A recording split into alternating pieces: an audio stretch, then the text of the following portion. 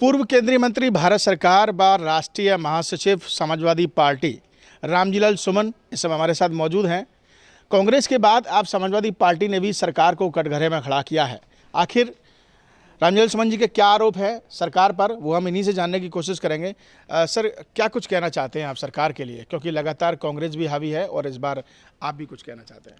देखिए, एक तो सरकार ने आगरा में 3-4 वरिष्ठ IAS अधिकारियों को भेजा था और उस समय जो आंकड़ा चल रहा था, आहिस्ता आहिस्ता वो आंकड़ा नीचे आ गया।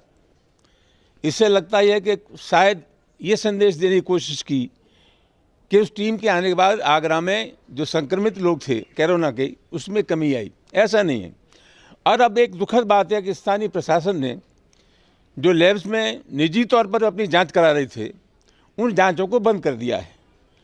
मौतों का आंकड़ा छिपाने से और जांच न करने से कोरोना का असर कम नहीं हो जाएगा। मैं समझता हूँ तथ्यों को छुपाया जा रहा है, इससे बड़ी शर्मनाक बात कोई दूसरी हो नहीं सकती। लोगों की जांच होनी चाहिए। हालांकि 45 रुपये में निजी लैब्स में जांच हो रही थी, वो गरीब आदमी की पहुंच के बाहर थी।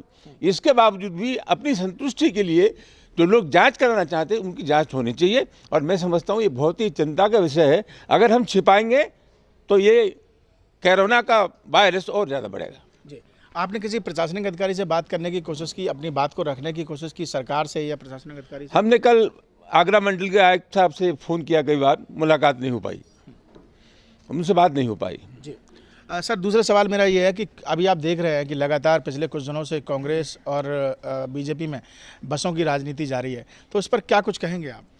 देखिए, ये कोई सियासी सवाल नहीं है।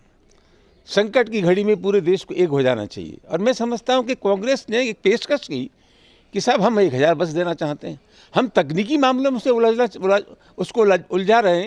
ये मैं समझता हूं किसी कीमत पर न्याय संगत नहीं है। सरकार का एक शासनादेश है 2 अप्रैल का, राज्य सरकार का, और वो जो शासनादेश है वो भारत सरकार के शासनादेश के आलोक में परिवहन विभाग के जो प्रमुख सचिव हैं, उनका आदेश ये है, शासनादेश ये है कि इस समय जो नवीनीकरण है वाहनों का या जो कागजों की कमी है, उस पर गौर करने की कोई ज़रूरत नहीं है। वाहन उपलब्ध होना चाहिए और लोगों को गंतव्य स्थल तक पहुंचाना चाहिए।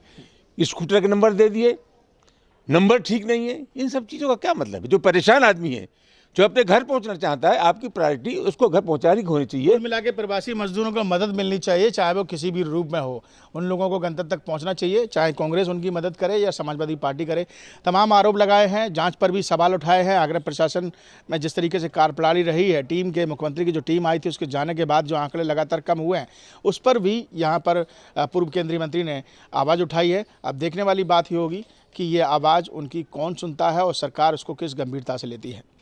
वीडियो जर्नलिस्ट मनोज के साथ आगरा से विनीत दुबे, न्यूज स्टूडियो उत्तर प्रदेश। धन्यवाद। वीडियो जर्नलिस्ट मनोज के साथ आगरा से विनीत दुबे, न्यूज नेशन।